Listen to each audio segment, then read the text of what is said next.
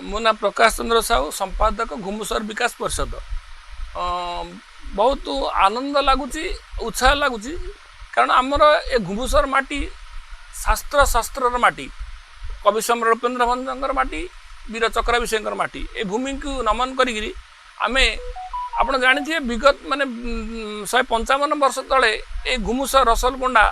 जो सहर जहाँ बर्तमान भंजनगर ठाकुर पड़िया 1870 मसीहा सेप्टेम्बर 11 तारिख में बहुत बुद्धिजीवी मान द्वारा गोटे यू ओडिया भाषा सुरक्षा आंदोलन प्रथम कर बिगुल बाजिला से दिवसर स्मृति अवसर में आसंता सेप्टेम्बर 11 तारिख में घुमुसर